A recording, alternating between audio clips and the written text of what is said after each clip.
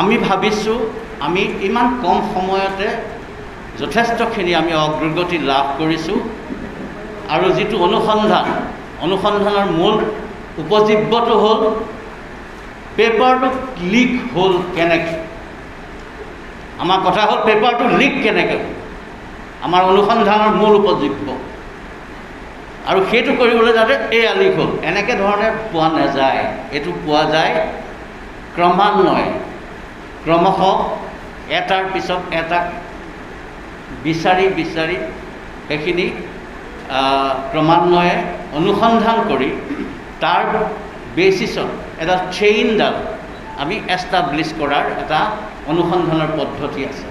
এই সংক্ৰান্তত মই CIDৰ লগতে হওক বা বাকী জিলাৰ আৰক্ষী অধীক্ষকে হওক, DCP ক্ৰাইমৰ লগতে হওক, CPৰ লগতে হওক, তেওঁলোকৰ লগত কথা পাতি থকাৰ উপৰিও আমাৰ ADG ল এণ্ড অৰ্ডাৰ শ্ৰী GP সিঙক এখন চিঠি লিখিছিলোঁ যে তেখেতে কোঅৰ্ডিনেট কৰিব আটাইকেইটা জেগাৰ যিখিনি অনুসন্ধানৰ প্ৰক্ৰিয়া সেইখিনি কৰিব আৰু তেওঁ দায়িত্ব সহকাৰে আটাইখিনি কোলেক্ট কৰি পেলাই আমাক ৰেগুলাৰ বেচিছত ব্ৰিফিং কৰিব আৰু আমিও বিভিন্ন জেগাৰ পৰা ব্ৰিফিংখিনি পাই আছোঁ একৰ্ডিংলি।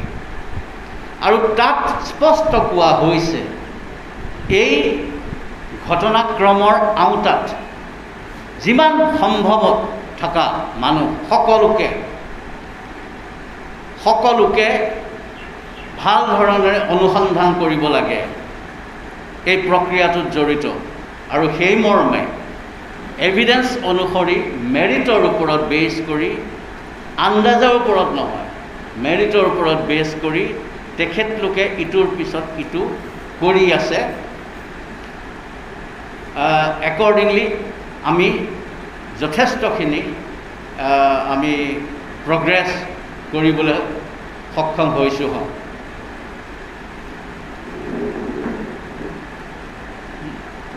এয়া আপোনালোকে দেখিছে আমি অসম পুলিচে মাননীয় মুখ্যমন্ত্ৰীৰ যি ইচ্ছা সেই ইচ্ছাকে পুনৰবাৰ প্ৰকট কৰি আমি কওঁ যে there will be no' stone left আনটাৰ্ণ।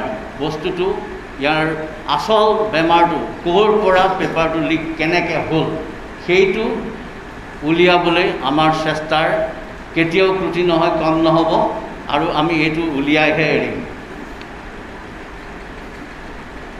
মাননীয় মুখ্যমন্ত্ৰীয়ে এই ক্ষেত্ৰত আমাক নিৰ্দেশনা দিছে যে ৰেংক ষ্টেটাছ এফিলিয়েশ্যন কোনো আমি ইয়াত চাব নোৱাৰিম। আমি যিজন দোষী সেইজনৰ কাৰণে আমি যি ব্যৱস্থা ল'ব লাগে ল'ম। আৰু মই মাননীয় সংবাদ মাধ্যমৰ বন্ধুসকলক অনুৰোধ কৰিম যাতে আমাক সহায় কৰে, এই গোটেই প্ৰক্ৰিয়াটোত আমাক সহায় কৰে এই ধৰণেৰে যে আমাৰ যিখিনি ফাইণ্ডিংছ সেইখিনি বিজ্ঞানসন্মত ফাইণ্ডিংছ হিচাপে আমি আগবাঢ়োঁতে আমাক অকণমান প্ৰেৰণা দিলে আমাৰ অফিচাৰবোৰেও ভাল পায়, অকণমান যদি এনকাৰেজ কৰে। SLPRB মই চেয়াৰমেন হিচাপে SLPRBত আমি কেনেকৈ কামটো কৰিছোঁ সেইটো মই থোৰতে কৈ দিব বিচাৰিছোঁ। ৰিকনষ্টিটিউট কৰিলে গভৰ্ণমেণ্ট অফ আছামে 1 অক্টোবৰত ষ্টেট লেভেল পুলিচ ৰিক্ৰুটমেণ্ট বৰ্ডটো পুনৰ গঠিত কৰিলে। তাত মোক চেয়াৰমেন পাতিলে DGP আছাম আৰু ইয়াত 4জন অন্যান্য আমি বিষয়ববীয়া থাকিলোঁ, ADGP administration, IGP special branch আৰু ADG TAB। আমি প্ৰথম মিটিংখন প্ৰথম দিনাই কৰিছোঁ। প্ৰথমতে আমি SP সকলৰ লগত জুম কনফাৰেঞ্চ কৰি পেলাই কি চলি আছিলে, কেনেকৈ চলি আছিলে সেইটোৰ বিষয়ে বুজ ল'বৰ কাৰণে আমি কামখিনি কৰিছিলোঁ। আৰু আমি SLPRB মিটিংখন সেইদিনাই আমি কৰিছোঁ। আমি গোটেইখিনি চালি জাৰি চাই আমি সিদ্ধান্ত লৈছিলোঁ যে অসমৰ যিটো আইন শৃংখলাজনিত পৰিস্থিতি, এতিয়া আহিবলগীয়া BTR ইলেকশ্যন আৰু অন্যান্য ইছ্যুজ বৰ্ডাৰতে হওক বা অন্যান্য আইন শৃংখলাজনিত যিখিনি ইছ্যু সেই সমুদায় মানে আমি বিবেচনা কৰি এইটো সিদ্ধান্ত কৰিলোঁ যে বিভিন্ন প্ৰায় 30টামান পৰীক্ষাৰ দায়িত্ব SLPRBয়ে লৈ থৈছিলে, সেইখিনি কৰিব আমি পুলিচে নোৱাৰোঁ। এইটো অসম্ভৱ কথা, কাৰণ আমাৰ মানুহবোৰো অন্য কামত ব্যস্ত হ'ব লাগে। গতিকে আমি চৰকাৰলৈ এখন চিঠি লিখিলোঁ যে এই পৰীক্ষাবোৰ আমি পাতিব নোৱাৰিম, গতিকে চৰকাৰে বেলেগ বিবেচনা কৰিব লাগে। গতিকে অন্য ডিপাৰ্টমেণ্টৰ পৰীক্ষাখিনি চৰকাৰে বেলেগ ধৰণে পাতিবলৈ তেখেতলোকে সিদ্ধান্ত কৰিলে আৰু ইউনিভাৰ্চিটিক এইটো পৰীক্ষা দিছে বুলি আমি গম পাইছোঁ।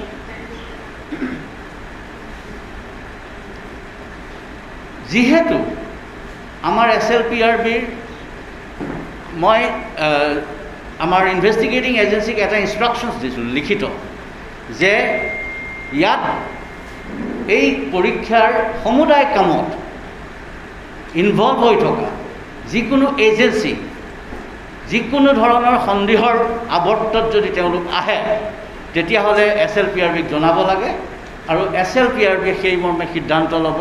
আৰু তুৰন্তে যেতিয়া আমি খবৰ পাইছিলোঁ যে যিটো ৰিটেন পৰীক্ষাৰ চাৰ্জত আছিলে তেওঁলোককতো আৰম্ভণিতে আমি আঁতৰাই দিছিলোঁ, কিন্তু আমি ইনভেষ্টিগেটিং এজেঞ্চিৰ পৰা আমি খবৰ লোৱাৰ তেখেতলোকৰ আনুষ্ঠানিক খবৰ আমাক দিয়াৰ লগে লগে আমি যিকেইটা এজেঞ্চি পৰীক্ষাৰ ক্ষেত্ৰত জড়িত হৈ আছিলে তেওঁলোকক আমি ডিছএংগেজ কৰিলোঁ, আমি আমাৰ আঁতৰ পৰা আঁতৰাই দিয়া। আৰু আমি এতিয়া পুলিচে নিজেই পাতিম কেৱল মাত্ৰ যিবোৰ ইকুইপমেণ্টছ আছে ট্ৰান্সপাৰেণ্ট ৰিক্ৰুটমেণ্ট পলিচিটো যিটো পলিচি সেইটো আগবঢ়াই নিবৰ কাৰণে যিখিনি ইকুইপমেণ্ট আৱশ্যক সেইখিনি আমি হায়াৰ কৰিম, কিন্তু আমাৰ পুলিচৰ মানুহে সেইখিনি ব্যৱহাৰ কৰিব লাগে। RFID আৰু বিভিন্ন ভিডিঅ' ইছ্যুজ, কম্পিউটাৰাইজ ইছ্যু, বি লেজাৰ ইত্যাদি ধৰণৰ বিভিন্ন যন্ত্ৰপাতি ইয়াত ইনভলভ থাকে, সেইখিনি আমি নিজেই ভাড়া কৰি আনি পেলাই আমি পুলিচে নিজে পাতিম। আৰু পৰীক্ষাটো পুলিচৰ SI পৰীক্ষাটোৰ কাৰণে আমি ডিব্ৰুগড় বিশ্ববিদ্যালয়ৰ লগত যা যোগাৰ কৰিছোঁ। ইতিমধ্যে তেওঁলোকৰ লগত আমি যাৱতীয় আনুষ্ঠানিক কমিউনিকেশ্যন কৰা হৈছে আৰু আমি SOP উলিয়াই আছোঁ, এটা ষ্টেণ্ডাৰ্ড অপাৰেটিং প্ৰচিডিউৰ, আৰু ডিব্ৰুগড় বিশ্ববিদ্যালয়ৰ লগত আমি সেই মৰ্মে এটা MOU মেমৰেণ্ডাম অফ আণ্ডাৰষ্টেণ্ডিঙো কৰিম।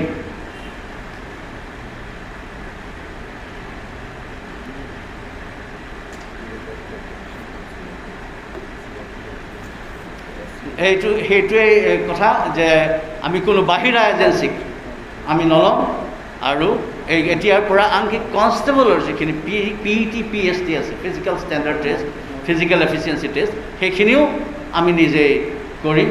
গতিকে কেণ্ডিডেটছৰ অকণমান অসুবিধা হয়তো হ'ব, কিন্তু এতিয়া গোটেইখিনি বস্তুটো এজ ইজ ৱেৰ ইজ বেচিছত পজ কৰা হৈছে। আমি এটা গভৰ্ণমেণ্টৰ লগত বহি পেলাই সিদ্ধান্ত লওঁ। অলৰেডি কৰাখিনিক কেইটামান কৰিলে, এখন জিলাতে কমপ্লিট কৰা হৈছিলে, গতিকে ইতিমধ্যে কৰাখিনিক আমি বৈধ বুলি বিবেচনা কৰিম নে নকৰিম সেইটো এটা সিদ্ধান্ত আমি চৰকাৰক ল'বৰ কাৰণে অনুৰোধ কৰিছোঁ। গতিকে আৰু লগতে মই কওঁ, আজি এটা আপোনালোকে নিশ্চয় গম পাইছে, আমাৰ লগত দুজন ব্যক্তিক কালি কৰায়ত্ব কৰা হৈছে। আমাৰ লগত বৰ্তমান আছে CIDত ৰুবুল হাজৰিকা আৰু সুৰজ শৰ্মা। এই দুজন ব্যক্তিৰ ডিব্ৰিফিঙৰ পৰা আমি খবৰ পাই CIDক মই নিৰ্দেশ দিলোঁ যে তুৰন্তে সংশ্লিষ্ট জিলাকেইখনক ৰিকুইজিশ্যন দিব লাগে যে তেওঁলোকে সেই বিশেষ ঘৰকেইটাত ৰেইড কৰিব লাগে। আমাৰ জিলাকেইখনৰ লগত লাইজন কৰি সেই বিভিন্ন ঘৰৰ পৰা বিভিন্ন জেগাত, বিশেষকৈ বঙাইগাঁও, চিৰাং আৰু বৰপেটা, তিনিটা জেগাত, বৰপেটাত 1,70,70,00,000 টকা পোৱা হৈছে, 3,04,00,000 টকা পোৱা গৈছে বঙাইগাঁৱত, আৰু চিৰাঙত 3,00,000 এটা পোৱা গৈছে, আৰু অলপ দেৰি আগতে এটা জেগাত 15,00,000 টকা এটা পোৱা গৈছে। গতিকে 5,20,00,000 মান ৰাফলি কৈছোঁ দেই, মই পিছত হয়তো সংখ্যাটো অকণমান ইফাল সিফাল হ'ব পাৰে, কাৰণ বান্দোলটোহে সিহঁতে কাউণ্ট কৰিছিলে মই জনালৈকে। গতিকে বান্দোলৰ বেচিছত কৈছোঁ, গতিকে একজেক্ট এমাউণ্টটো আমি পিছতহে গম পাম, কাৰণ প্ৰক্ৰিয়াটো এতিয়াও চলি আছে। জীৱন ডেকা নামৰ যিগৰাকী অভিযুক্ত আছে তেখেতে ফেচবুকত এটা পোষ্ট দিছিলে যে তেওঁ MFA কনচালটেঞ্চি প্ৰাইভেট লিমিটেড নামৰ এটা প্ৰতিষ্ঠানৰ সৈতে জড়িত। গতিকে তেওঁ এই যিটো প্ৰতিষ্ঠানৰ কথা কৈছে, সেই প্ৰতিষ্ঠানটো তদন্তৰ আওতালৈ আহিছেনে আপোনালোকৰ এতিয়ালৈকে? ইয়েছ, কোনোবা এৰেষ্ট হৈছে নেকি? নাই, এৰেষ্ট হোৱা নাই। আমি arrest will be based specifically on evidence আমি কোনো অ্যারেস্ট এভিডেন্স নোহোৱাকৈ সাফিসিয়েন্ট এভিডেন্স নোহোৱাকৈ আমি অ্যাৰেস্ট নকৰোঁ বাট nobody against whom we get evidence will be spared. That is my solemn assurance to you.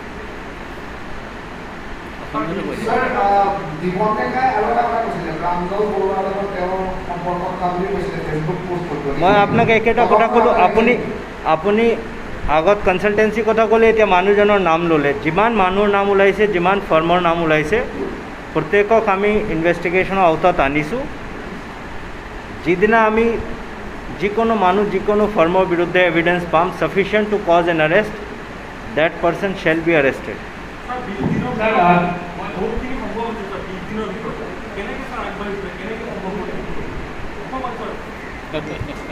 It's a very মই আপোনাক খুব ইণ্টাৰেষ্টিং কথা কওঁ যে first and foremost clear political direction যে যি মানুহ জড়িত আছে এৰিব নালাগে second is team work under direct guidance of DGP Assam, and third is hard work by all the team members up to the last constable.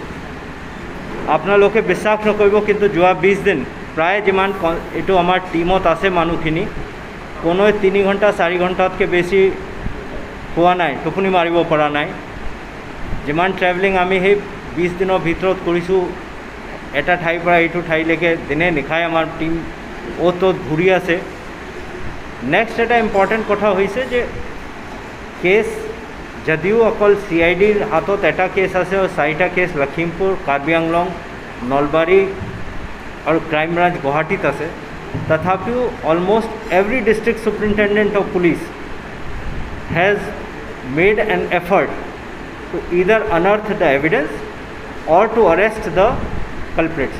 So a G2 teamwork under direct leadership of the DGP Assam that has made it possible that today on 20th day we are almost at the end of the puzzle. Sir, মই আপুনি বিচাৰিছোঁ sir সকলোদিন Ali Ahmed নগৰৰ ৰূপচিনী পথৰ প্ৰাঞ্জল বৰুৱাৰ এটা বিশেষ কাৰ্যালয় আছে যিটো কাৰ্যালয়ৰ আবাসীসকলে অভিযোগ কৰিছে যে 8 তাৰিখে 3খনকৈ ট্ৰাক আৰু এখন ট্ৰেভেলাৰ তাৰ পৰা প্ৰৱেশ কৰিছিল গতিকে সেই যে সমগ্ৰ বিষয়টো আমিটেক কনচালটেন্সি প্ৰাইভেট লিমিটেডৰ তদন্তৰ আওতালৈ কিয় অহা নাই প্ৰাঞ্জল বৰুৱা 6 তাৰিখে যিটো আমিটেক কনচালটেন্সি প্ৰাইভেট লিমিটেড আছে বৰ্তমান পৰ্যন্ত কিয় তদন্তৰ আওতালৈ অহা নাই এইটো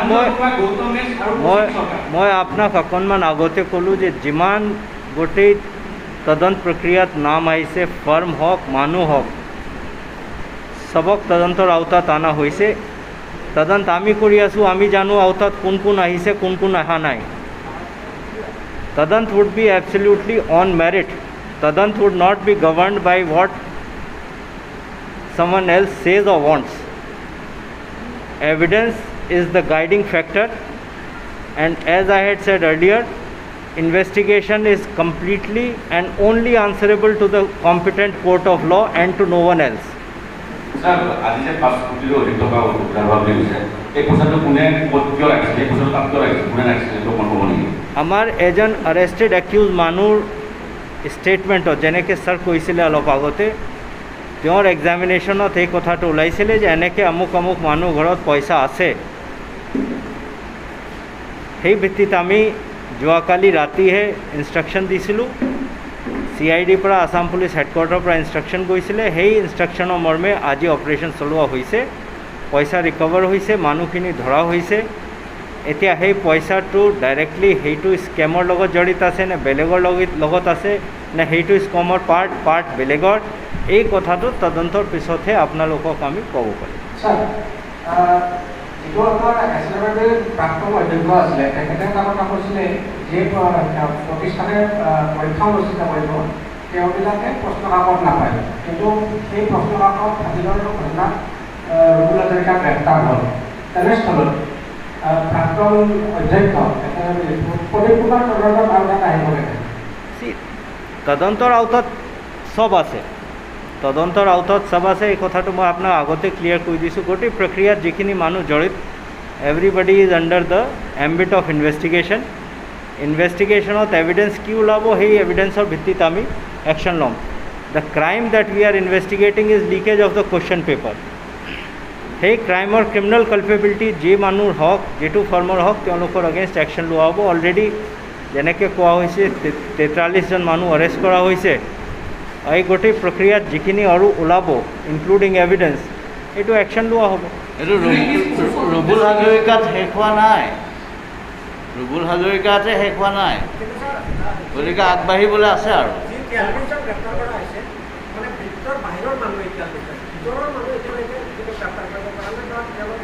মানে প্ৰথম দিনা আপোনালোকে কৈছিলে যে প্লিজ লিসেন টু মি প্ৰথম দিনা আপোনালোকে কৈছিলে যে একো নহ'ব। আজি আপোনালোকৰ ভিতৰতে কিছুমান মানুহে কৈছে 20 দিনৰ ভিতৰত বহুতখিনি প্ৰগ্ৰেছ হৈছে, কৈছে আপোনালোকে, মই কোৱা নাই।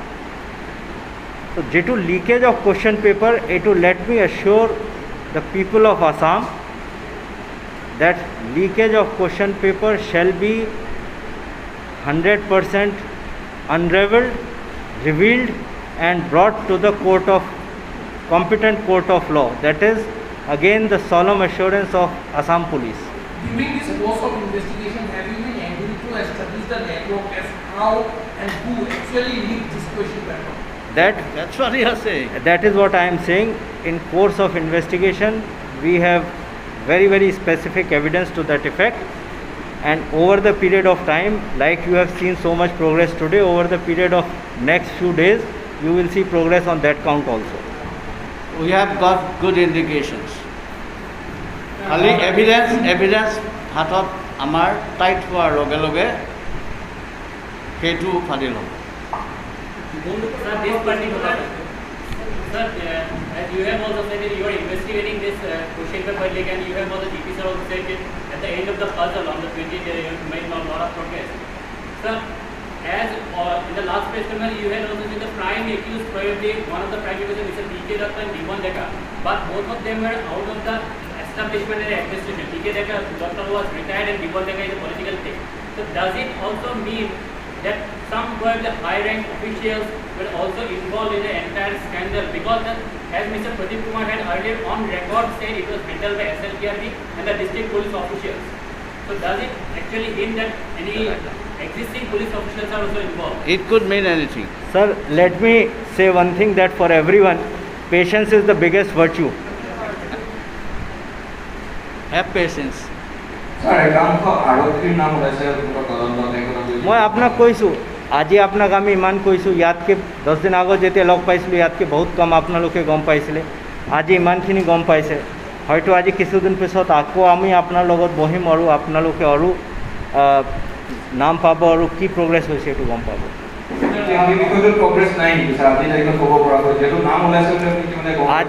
আজি তাৰিখত যিখিনি ক'ব পৰা আছিলে কোৱা হ'ল। DGP ছাৰে অলৰেডি কৈছে দেৰ ইজ ছাফিচিয়েণ্ট ইণ্ডিকেশ্যন, কিন্তু যেতিয়ালৈকে এভিডেন্স পোৱা নাযায় মই আপোনাক একো নকওঁ। মই এটা কথা আৰু ক'ব বিচাৰিছোঁ, এইটো আমাৰ for the friends from journalist ফ্ৰেটাৰ্নিটি,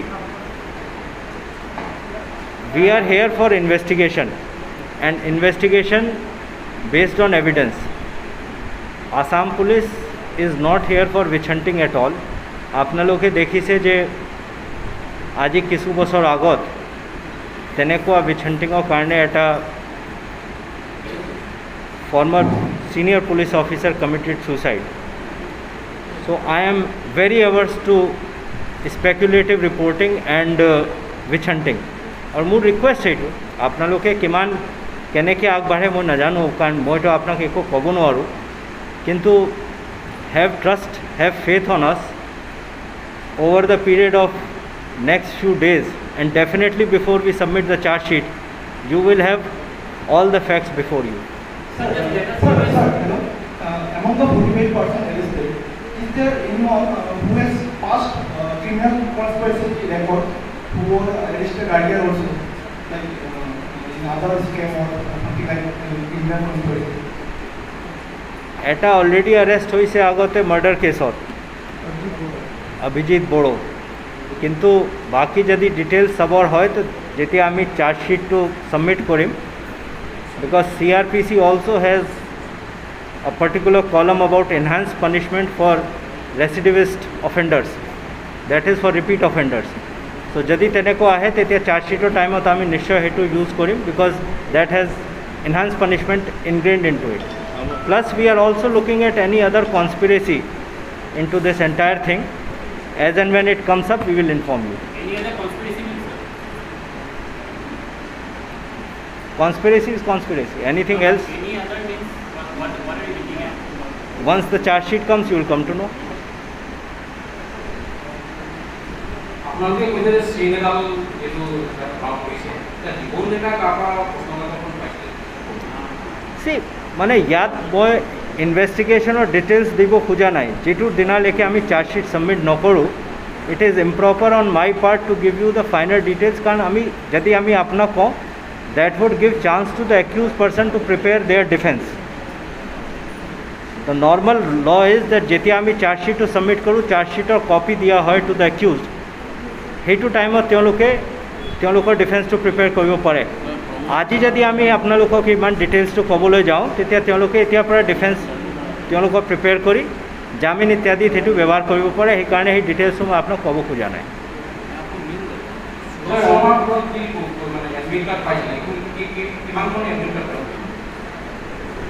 I G C I ডিয়ে ক'ব যদি নম্বৰ তেওঁৰ অফ হেণ্ড হাতত আছে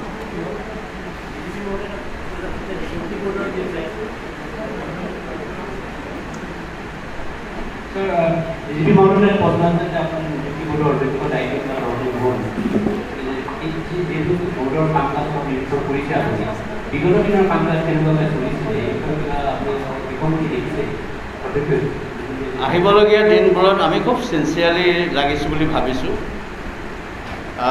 আমি ফ্ৰেংকলি কৈছোঁ প্ৰথম দিনাই বৰ্ড মিটিংখন পাতিছোঁ যিদিনা গম পাইছোঁ যে এনেকৈ আমাৰ বৰ্ডটো কনষ্টিটিউট কৰিলে সেইদিনা লগে লগে আমি অপশ্যনছবিলাক ৱে ইন কৰিছোঁ অপশ্যনছ মানে আমি আটাইতকৈ স্বচ্ছতাৰে কেনেকৈ পৰীক্ষা দিব লাগিব গতিকে আমি চাইছোঁ অনলাইন এক্সামছৰ এটা মানে ৰাস্তা তাত দেখিলোঁ আটাইতকৈ ৰেপুটেড যিটো অৰ্গেনাইজেশ্যন তেওঁলোকৰ মাত্ৰ 11টা চেণ্টাৰ আছে 11টা চেণ্টাৰত আপোনাৰ 65,000 ষ্টুডেণ্টৰ কাৰণে দিন বেছি লাগিব বহুত দিন লাগিব প্ৰশ্ন কাকতৰো ভাগ হ'ব প্ৰায় 12টা কুৱেশ্যন ছেট কৰিব লাগিব 12 বিধ আৰু তাত ল'ব টাইম গতিকে পৰীক্ষাটো পাতোঁতে আমাৰ 3 মাহ 5 মাহমান লাগিব সেই সময়টো আমাক চৰকাৰে দিয়া নাই আমাক জলদি কৰাটো বিচাৰিছে তাৰপিছত আমি নিজেই কৰাটো কৰিলোঁ নিজে কৰি কিমানটা সাৱধানতা ল'ব লাগে কিমানটা এনেকুৱা ধৰণৰ এটা ষ্ট্ৰাকচাৰ আমি বনাইছিলোঁ য'ত ময়ো নাজানিম প্ৰশ্ন কাকতত কি আছে ফাইনেলি আমি 5টা ছেট বনোৱাৰ কথা পাতিছিলোঁ আমি কাৰোবাক বিৰাট বহুত কথা পাতিছিলোঁ মুঠতে এই ধৰণে তাৰপিছত কোনোবা এটা ইউনিভাৰ্চিটিক দিব পাৰি নেকি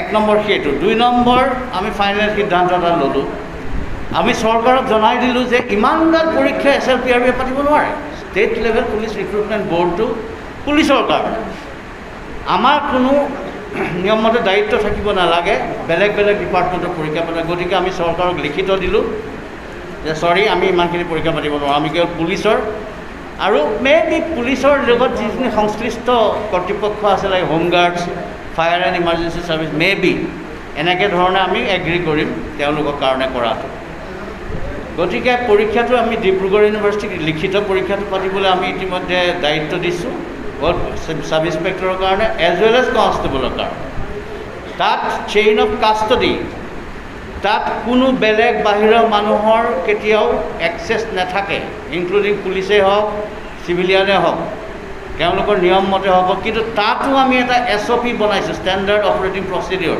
আৰু এটা MOU কৰিম টাইটকৈ কেনেকৈ হ'ব তাৰোপৰি এটা MOU কৰিম ডিব্ৰুগড় ইউনিভাৰ্চিটিৰ লগত তাৰপিছত যিটো হৈছে দৌৰা মেলা যিটো পৰীক্ষা physical standard test for the constables as well as sub inspector at a later date এটা এজেঞ্চিক আমি ব্যৱহাৰ কৰি আছিলোঁ আমি ক'লোঁ সেইটো এজেঞ্চিও নালাগে এতিয়া আমি পুলিচে নিজেই কৰিম কিন্তু তাৰ কাৰণে আমি যিহেতু ট্ৰেন্সফাৰ অৰ্থাৎ স্বচ্ছতাৰে কৰিব লাগে অৰ্থাৎ দৌৰিছে RFID বুকুত চেষ্ট নাম্বাৰ আছে চেষ্ট নাম্বাৰৰ ভিতৰত এটা চিপ থাকে সেই চিপটো RFID এটা ৰড থাকে সেইটো পাৰ হ'লে কম্পিউটাৰত এণ্ট্ৰি হ'ল আৰু ঘূৰি আহি শেষ হ'লে সেইটো এণ্ট্ৰিটো শেষ হ'ল, লগে লগে প্ৰিণ্ট আউট ওলালে, হাতত দি দিলে কেণ্ডিডেটৰ, এখন লোৱা তুমি ইমানটো সময় দৌৰিলা। আৰু বাকীবোৰ কেণ্ডিডেটৰ চাব পাৰে কোনটো কেণ্ডিডেটে কিমান দৌৰিছে, ডাঙৰ স্ক্ৰীণত আহি থাকিব। ঠিক তেনেকৈ হাই জাম্পতো তেনেকুৱা আছে, আনকি হাইট, চেষ্ট এইবোৰ জোখা মেলা এইবোৰতো তেনেকুৱা কথা আছে। গতিকে এই মেচিনবিলাক আমাৰ হাতত ক'ৰ পৰা পাওঁ? আমি ক'লোঁ যে আমাৰ অসমত যিবোৰ এভেইলেবল মেচিন এইবোৰ ল'লে কোন বদনামী হৈ থাকে ঠিক নাই, আমি বেলেগৰ পৰা লওঁ। গতিকে আমি নিয়ম ফ'ল' কৰি পেলাই আমি বেলেগৰ পৰা এইকেইটা ভাড়ালৈ লোৱাৰ প্ৰক্ৰিয়াটো চলি আছে বৰ্তমান। আমি অতি শীঘ্ৰে এইটো কৰিম।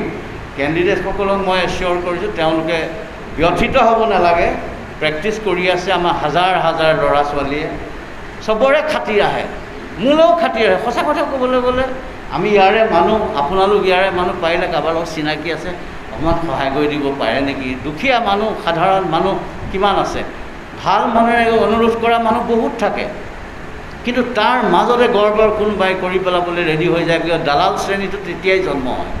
গতিকে সাৱধান কৰি দিয়া হৈছে, দালালৰ সাৱধান, আৰু ঘোচ দিওঁতে বুৰ্বক হ'ব, কাৰণ তাৰ ঘোচটো এনেই যাব যদি ঘোচটো দিবলৈ কওঁ, কাৰণ ইম্পচিবল চিটুৱেশ্যনটো আমি এনেকুৱা কৰিবলৈ গৈ আছোঁ। আৰু কওঁ যে আমাৰ যিখিনি কেণ্ডিডেট প্ৰাৰ্থী তেওঁলোকে যাতে কষ্টখিনি কৰি থাকে। চৰি এবাউট দ্য হোল থিং, এইটো আমাৰ এটা মানে সমাজৰ কলংকৰ কিছুমানৰ কাৰণে এনেকুৱা ধৰণৰ সংঘটিত হ'ল। গতিকে এতিয়া আমি মুঠতে ভালকৈ পাতিব লাগিব। Thank you very much.